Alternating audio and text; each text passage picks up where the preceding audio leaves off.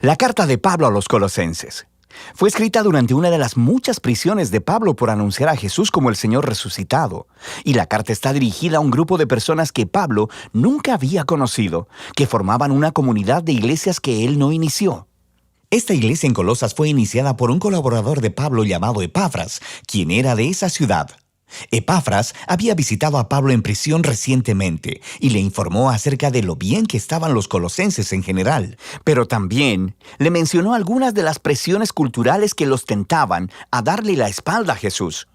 Así que Pablo escribió esta carta para animar a los colosenses a que aborden los asuntos que Epafras expuso y para retarlos a una mayor devoción a Jesús.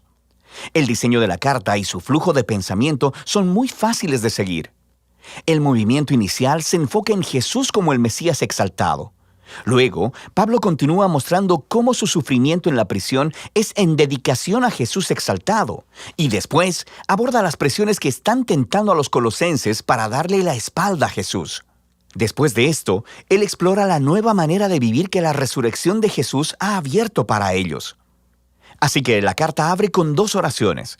Pablo primero agradece a Dios porque Epafras le comunicó que los colosenses han sido completamente fieles a Jesús, mostrando su amor por Dios y por su prójimo. Todo por la esperanza que tienen en la nueva creación que Jesús tiene preparada para ellos.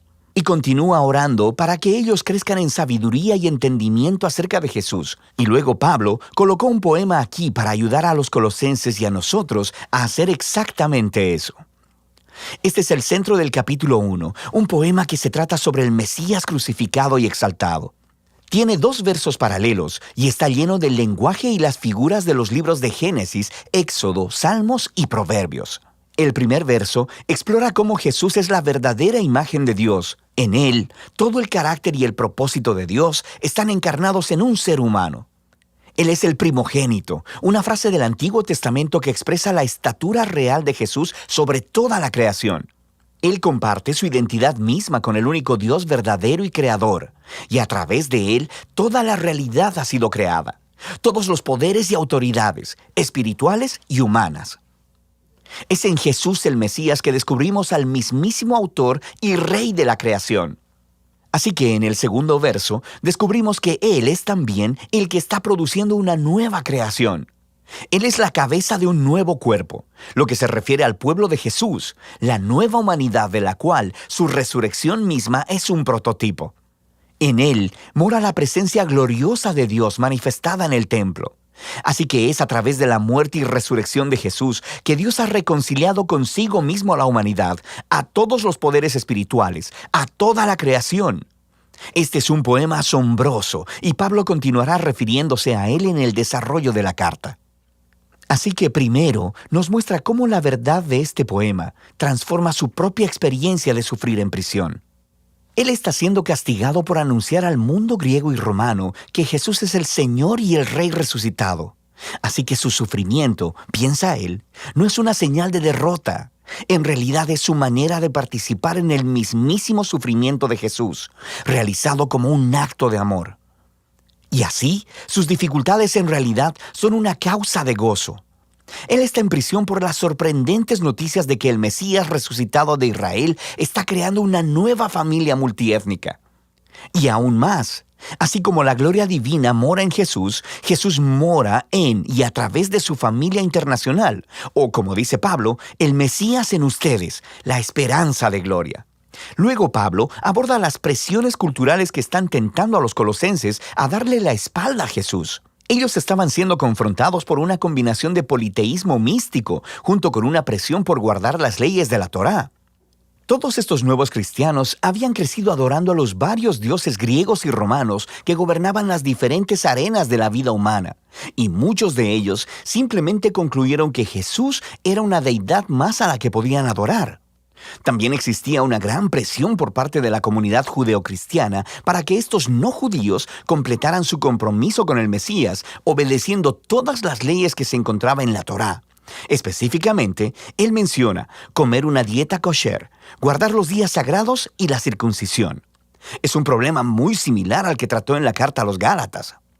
Para Pablo, ceder ante cualquiera de esas dos tentaciones es transigencia. Es fallar en entender quién Jesús realmente es y lo que Él hizo a su favor. Los colosenses solían vivir con miedo de los poderes espirituales y espíritus elementales, como Pablo los llama. Pero Jesús venció sobre estos con su muerte y resurrección. Él liberó a los colosenses de cualquier obligación hacia ellos, de la misma manera en que Jesús cumplió a nuestro favor todas las leyes de la Torá, las cuales, de todos modos, nunca tuvieron el poder de transformar el corazón humano egoísta. Y entonces, en función de lo que Jesús hizo en su vida, muerte y resurrección, no les falta nada. No necesita ser complementado con obediencia a las leyes. De cualquier forma, Él es la realidad a la que todas las leyes de la Torá apuntaban.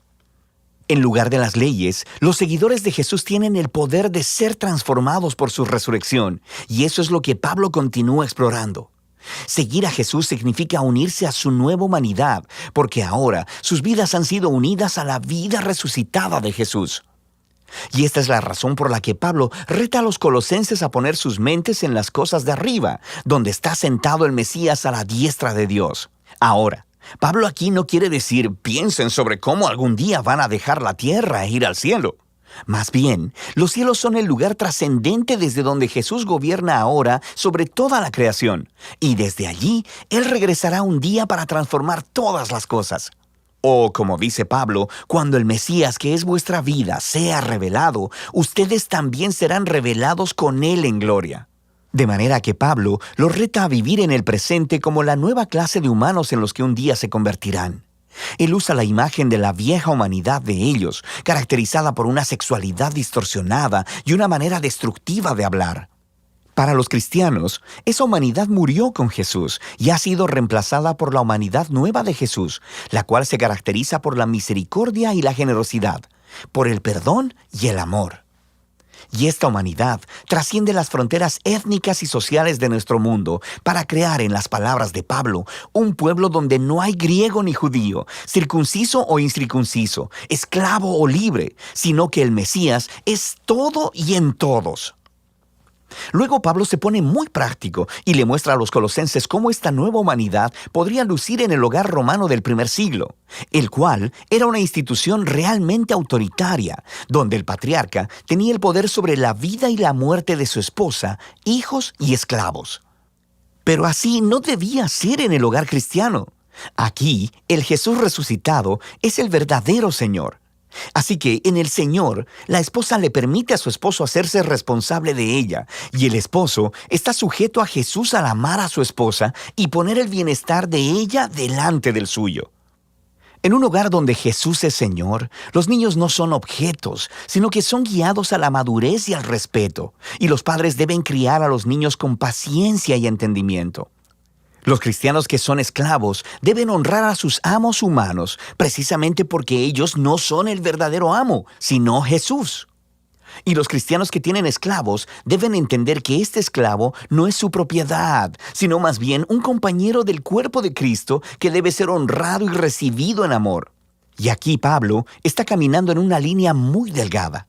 Él está moldeando la institución romana más básica alrededor de Jesús, quien gobierna el mundo con su amor sacrificial. Así que, aunque Pablo no abolió la estructura del hogar como tal, el Mesías exaltado demanda que ella sea transformada hasta el punto de ser casi irreconocible para cualquier romano que viva en Colosas. Puedes ver esto más claramente en la conclusión de la carta. Después de una petición de oración, Pablo aplica estas instrucciones sobre los amos y esclavos cristianos, y descubrimos que Tíquico es el que llevará y leerá esta carta a los colosenses. Y él está acompañado de un tal Onésimo, quien era un ex esclavo de un cristiano colosense llamado Filemón. Y descubrimos de otra carta dirigida a Filemón que Onésimo había escapado de su amo. Este era un crimen digno de prisión.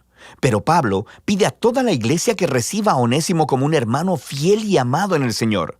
Y luego, en la carta a Filemón, Pablo dice que él debe recibir a Onésimo ya no como un esclavo, sino como a un hermano. Eso sí que es terminar una carta con un impactante golpe. Así que, en la carta a los colosenses, Pablo nos está invitando a ver que ninguna parte de la existencia humana está fuera del alcance del gobierno amoroso y liberador del Jesús resucitado. Nuestro sufrimiento, nuestra tentación a ceder, nuestro carácter moral, la dinámica del poder en nuestros hogares, todo debe ser reexaminado y transformado. Somos invitados a vivir en el presente como si la nueva creación hubiera llegado cuando Jesús se levantó de los muertos.